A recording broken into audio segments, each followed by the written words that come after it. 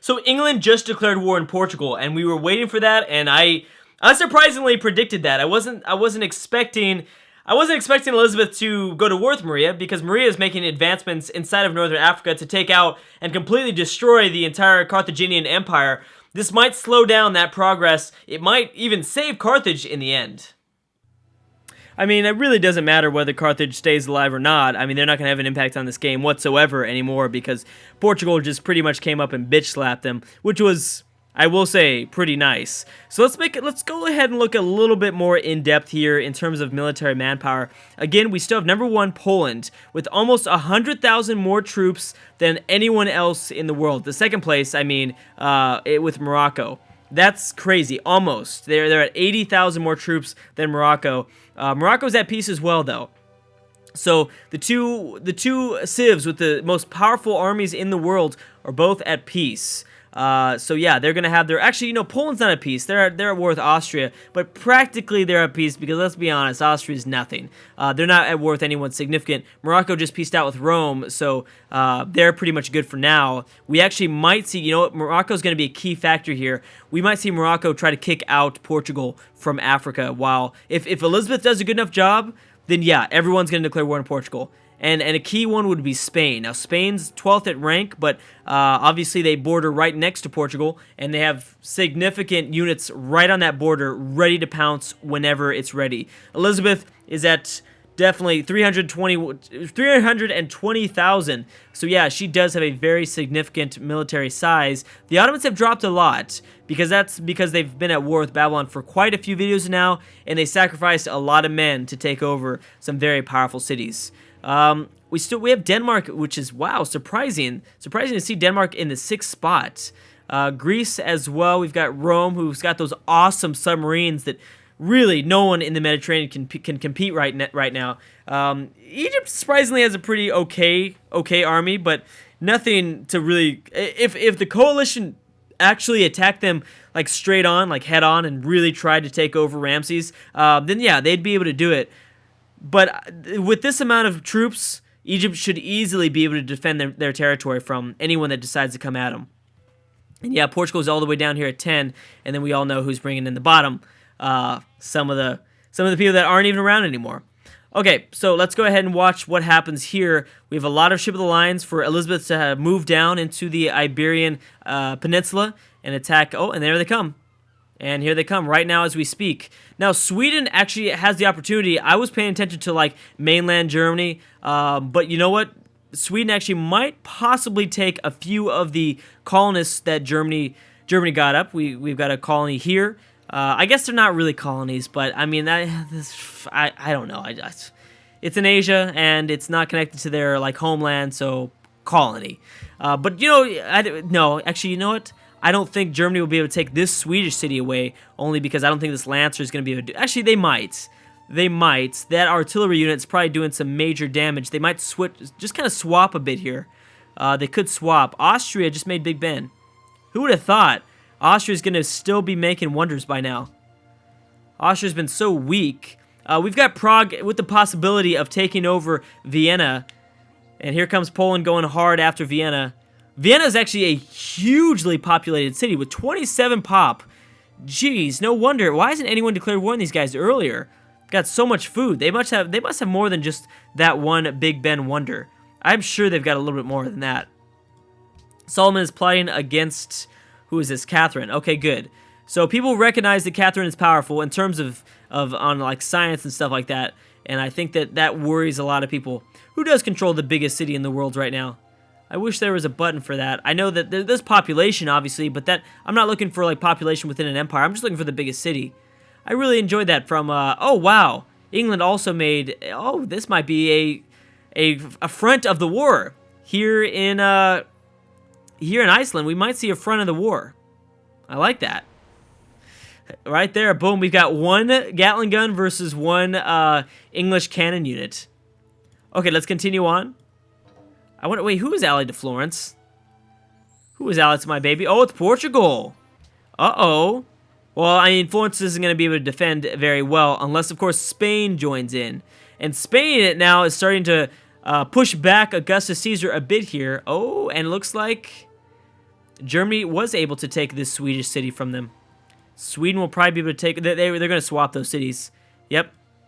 So yeah, it looks like Isabella kind of pushed back slightly the Roman fleet. Oh, they're going to make another offensive, but it doesn't matter because these submarines have been pumped out fast. I'm telling you, these Spanish cities and their production, I guarantee you, are super, super high. They've been able to rebuild their fleet so many times. After it's been destroyed, it's just been rebuilt and destroyed and rebuilt. It's crazy. I can't even believe how many times and how powerful this fleet is. Oh, there it goes. Yep. Sweden took, so they did. They swapped those cities out. Now, Denmark, with their like 7th strongest military in the world, how are they going to play into this game? How exactly are they going to play into this? They might just wait and see what goes down between Sweden and Germany and declare war on the loser. Obviously, it would help out Denmark a lot more if Sweden is the one that ends up having to be the weakest one, and if Denmark declared war on Sweden. Denmark's not going to do too good of a job attacking Germany. It's just too difficult. It looks like Portugal did retreat somewhat. They didn't retreat a lot of their fleet inside of the Mediterranean, but that's not going to be enough. That will not be enough. And yep, they're running back. They are running back home because they realize, oh shit, I just goofed. Hey, I give the Portuguese AI a lot of props. Arabia, why are you going to war with Austria? They don't need this right now. They really don't need that right now, man. Probably making them feel just terrible. Super bad about themselves. We got Rome and Greece. That's actually Alexander declaring war on Augustus first. That doesn't mean much. Oh, actually, yes, it does. Greece might make another advancement here on this island. Because, you know what? I don't know. It depends on how fast Rome is able to reinforce their submarines. Oh, we got some uranium. We need to discover uranium. I'm sorry, we have got a Manhattan Project, but we need to discover uranium. After this video, I'll go ahead and unveil that technology so we're able to kind of get a closer look at who has the possibility of dropping a few nukes. Because I'm willing to bet that we're gonna see some nukes be dropped. But I'll wait till the next video to do that. So England is going in hard. Now, it depends on exactly... Lisbon is open for an attack. We could see the Portuguese capital fall. I don't exactly know what I want. I mean, exactly who am I rooting for? I don't know.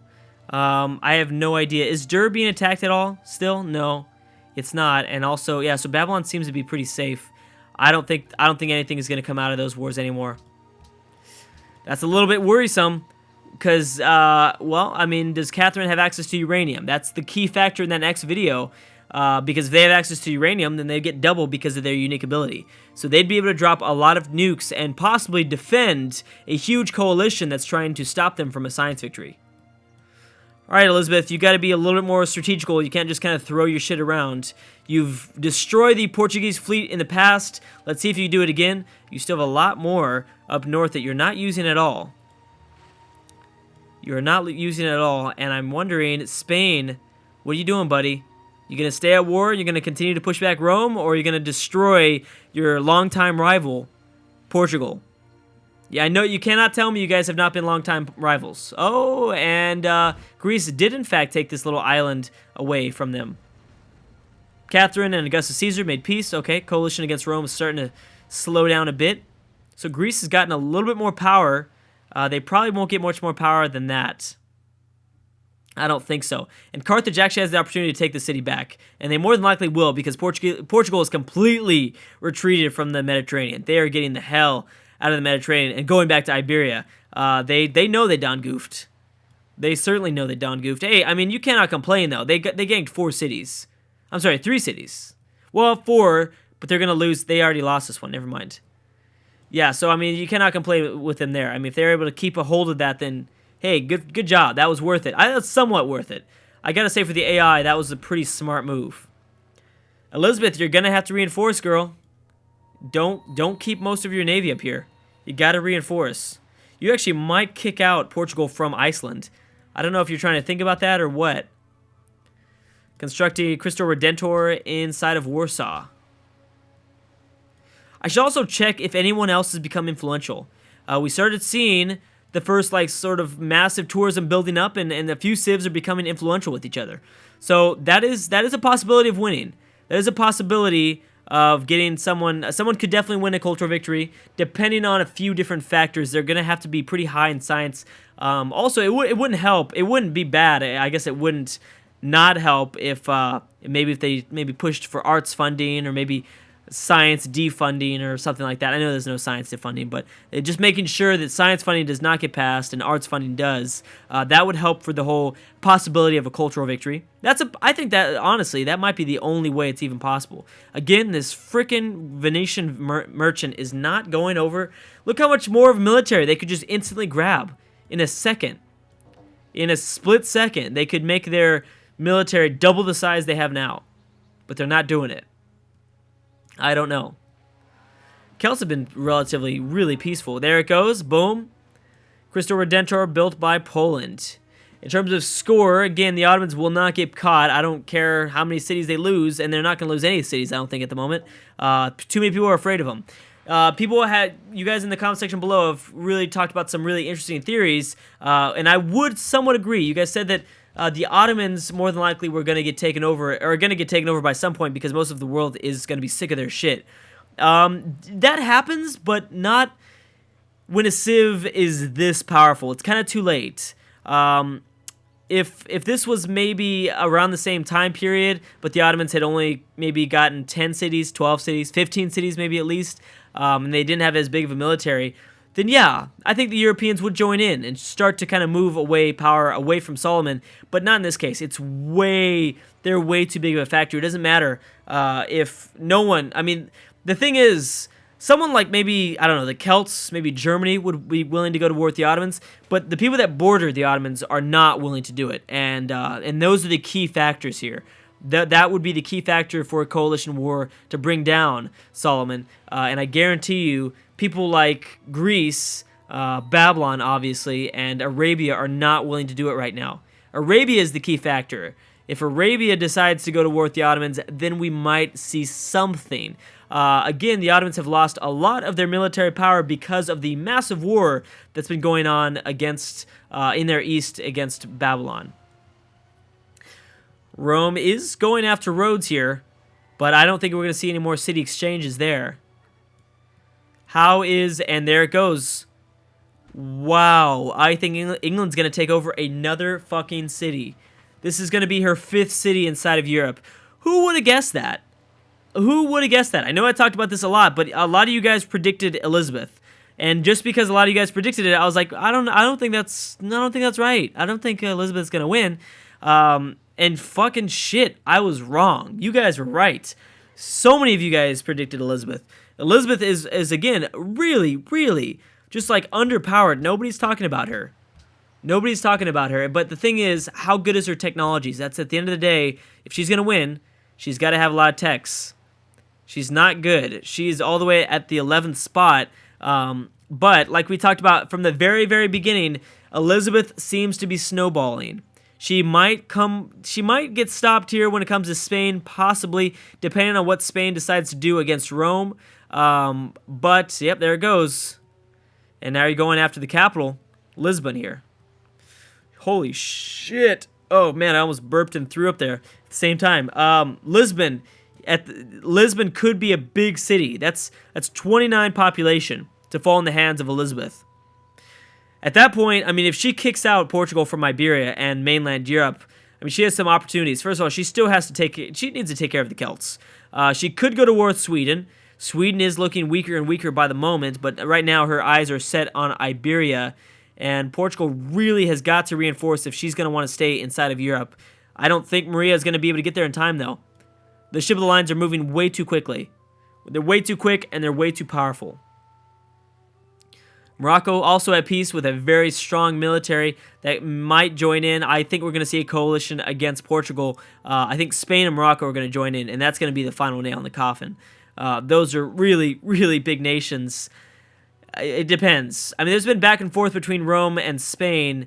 Those are the key, I guess it's really only between Rome and Spain in terms of controlling the Mediterranean Sea. Maybe somewhat, you could somewhat argue Greece, but this is certainly not enough Navy units to really be able to control the Mediterranean. Especially when you look at someone like the power of Rome. Rome actually lost a lot of their navy as well, but Spain is not. Spain is still somewhat there, and they're starting to get up a lot of Venice and Harold have made peace. Starting to get up a lot of submarines, which is a key factor in controlling some sort of inland sea mass, I guess you could say. So now, where do you go from here? Okay, you still have quite a bit of Portuguese fleets to take care of. Surprisingly enough, Elizabeth doesn't have any submarines. At this point, that would be really helpful for her. She would be able to wipe through Maria's fleet, but she doesn't have any of those up right now. This actually might be a stalemate. This is looking exactly like it was a few videos ago. About the same number and size. Elizabeth might somewhat slightly outnumber her, but not by much. But the ship of the lines are always going to prevail. But you know what? The key thing is here, lots of pirate ships by both of these fleets. So we might see a lot of these ships exchange hands between the both of them. Ottomans, what's going on? You attacking Dur yet? You're not. And Russia, I think, might have made peace. I think that's why they're not attacking anymore. But then again, maybe not. There is some workers inside of Russian lands. I'm not 100% on that. Not 100% on that idea. We still have Rome and Greece at it. And they actually could take over Rhodes. Rome and Portugal. So that was Maria declaring war on Augustus Caesar. Now that was a dumb move. If that was the other way around, I think we could easily predict that our coalition has begun to form. I thought Rome had declared war on Portugal, but that's not the case. That's vice versa. That's a really weird thing to do. That's a really strange move for them to do. So let's watch as Elizabeth attempts to take out this Portuguese fleet, and you did a lot. Did you capture it back? It looks like maybe Portugal grabbed it back, and then Elizabeth was like, "Nope, bitch, that's mine. That's totally mine." Uh-oh, captured by Germany. Another city captured.